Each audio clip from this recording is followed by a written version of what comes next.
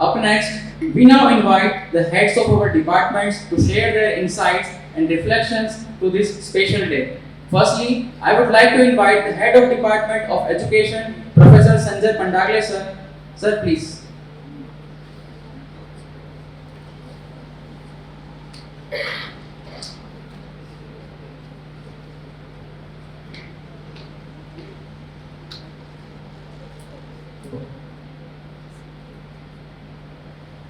First of all, I would like to salute the one and only real symbol of knowledge, Dr.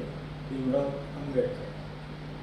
यहाँ उपस्थित सभी मंच पर आदरणीय अतिथिगण, प्राचार्य महोदय, डीन महोदय, विभागाध्यक्ष, अन्य साथी तथा प्यारे विद्यार्थियों, बाबा साहब के बारे में, उनके लाइफ के बारे में, जीवन के बारे में कुछ बातें हमारे विद्यार्थियों ने, प्राचार्य महोदय ने, डीन महोदय ने कही है. कुछ बातों के ऊपर मैं अपने तरफ से रोशनी डालना चाहूँगा.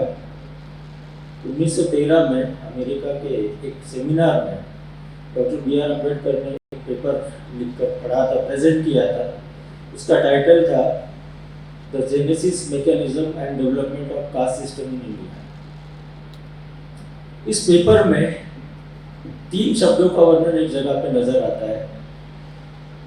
वो है क्लास विद इन कास्ट. बाबा साहब अम्बेडकर का सपना जो आरक्षण के पीछे था,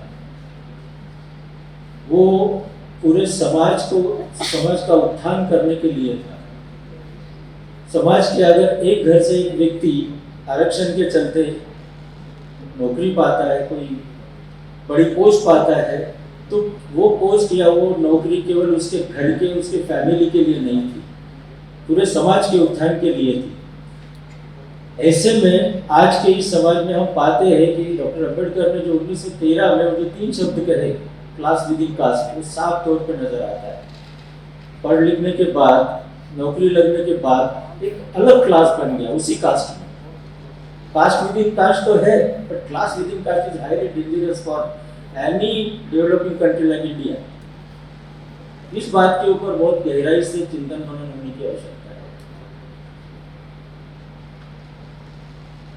1913 में ये पेपर लिखने के बाद 1937 में उन्होंने एक और पेपर तैयार किया. उन्हें इनवाइट किया गया था पंजाब के एक संगठन द्वारा, लेकिन डॉक्टर अम्बेडकर ने उसमें कुछ ऐसी बातें लिखी थी जो जात पात तोड़क मंडल, उस मंडल का नाम था. उस जात पात तोड़क मंडल को बातें हजम नहीं हुई और उन्होंने कहा कि बाबा साहब आप इन चीज़ों को यहाँ से निकाल दीजिए. उन्होंने कहा आपको मुझे बुलाना है तो बुलाइए, नहीं बुलाना है मत बुलाइए, लेकिन मैं अपनी बातों से पीछे नहीं हटूंगा. बाद में उसको उन्होंने प्रकाशित किया. उस किताब का नाम है एनिहिलेशन ऑफ कास्ट, जातियों का निर्मूलन. इतने सालों के बाद भी हम देखते हैं, हम हमेशा कहते हैं ना कि कोई बड़ा व्यक्ति, फॉर एग्जाम्पल डॉक्टर अम्बेडकर, आज भी तत्कालिक है, प्रासंगिक है. क्या ये वाकई उनके लिए गर्व की बात होती है? किसी महान व्यक्ति को आज भी हम कहें कि आज भी वो प्रासंगिक है, मुझे तो ऐसा लगता है कहीं ना कहीं ये उनका अपमान है. इतने वर्ष पूर्व पहले जो संघर्ष उन्होंने किया, जो बातें हमें समझा के गए, जो बातें लिख के गए, वो बातें आज भी हमारे समाज में वैसी की वैसी चलती है और हम कहते हैं कि आज ये व्यक्ति आज भी प्रासंगिक है. ये एक शोकांतिका है, इसके ऊपर सोचने की जरूरत है. ऐसे समाज सुधारों की आवश्यकता हमारे समाज से खत्म होगी, तब हम कहेंगे कि हमारा समाज सुधर गया है. इस बात के ऊपर भी विद्यार्थियों को मनन करने की आवश्यकता है. 1932 में जो पूना पैक्ट हुआ, महात्मा गांधी जी ने आमरण उपोषण शुरू किया था. बाबा साहब जानते थे कि महात्मा गांधी देश के लिए कितनी बड़ी हस्ती है. उन्होंने अपने लोगों का जो फायदा था उसको बाजू में रख के पूना पैक्ट पर साइन की और बड़े दुखित मन से साइन की. और इसी के चलते हुए आपने देखा होगा इतिहास में महात्मा गांधी और डॉक्टर बी आर अम्बेडकर, इन दोनों के बीच में कहीं ना कहीं कोल्ड वार चला है. ये कोल्ड वार खुल के सामने आता है. बीबीसी के एक इंटरव्यू में जब बाबा साहब से पूछा गया तो बाबा साहब हंसते समय बोलते हैं, ऐसे कितने महात्मा आए और चले गए, हम जाते वही है, हमको ऊपर लाने वाला कौन है, हमारे पीछे कौन है. जब हिंदू कोड में लिखा गया तो तत्कालीन एक बड़े पुजारी ने कहे या शंकराचार्य जी ने कहे, बाबा साहब को एक धमकी भरा पत्र लिखा। बाबा साहब ने उसको पढ़ा और अच्छी खासी धमकी थी उसमें। बाबा साहब ने उनको जवाब देते हुए लिखा, आप साधु हो, आप अपने क्षेत्र में काम करिए, हम पॉलिटिशियन है, हम सोशल रिफॉर्मर है, हमें हमारे क्षेत्र में काम करने दीजिए, हम आपके क्षेत्र में इंटरफेयर नहीं कर रहे, कृपया आप भी ना करें और इसके बाद इस तरीके की धमकी देने की कोशिश ना करें। आप जानते हैं इसी हिंदू कोड बिल के कारण उनको मंत्रिमंडल से त्याग पत्र देना पड़ा। क्या था हिंदू कोड बिल? सिंपल भाषा में अगर हम कहें, विद्यार्थियों ने उसका जिक्र किया है, महिलाओं को समान अधिकार। तो ऐसे व्यक्ति जिसने कामगारों के बारे में सोचा, महिलाओं के बारे में सोचा, दलितों के बारे में सोचा, पूरे देश के बारे में सोचा, हीराकुंड जो धरण को क्या कहते हैं हम हिंदी में, बांध, वो उनकी मेहनत का नतीजा है। आरबीआई के बारे में लोगों ने अभी कहा, बाबा साहब भगवान को कतई मानते नहीं थे, नास्तिक थे, फिर भी कालाराम मंदिर का प्रवेश क्यों? केवल इसलिए कि आपको जाने की अनुमति है, हमें रोकने वाले आपको अनुमति हमें चाहिए, हम सोचेंगे, हम तय करेंगे हमें अंदर जाना है या नहीं जाना है। किताबों से इतना प्यार करने वाला व्यक्ति 1927 में क्यों एक किताब का दहन करता है? क्योंकि वो किताब पूर्णतः असमानतापूर्ण थी। एक सिंबॉलिक दहन था उस किताब का, ना कि किताब को उस सेंस में जलाया गया था। उसके बाद पानी के बारे में, जो पानी जानवर पी सकते थे वो पानी इंसानों के लिए अलाउड नहीं था। ऐसे में महाड़ के रायगढ़ जिला है महाराष्ट्र में, वहाँ महाड़ नामक एक गांव है, अभी शहर हो गया अच्छा खासा। वहाँ एक तालाब है जिसका नाम मराठी में चौदार तालाब बोलते हैं, टेस्टी।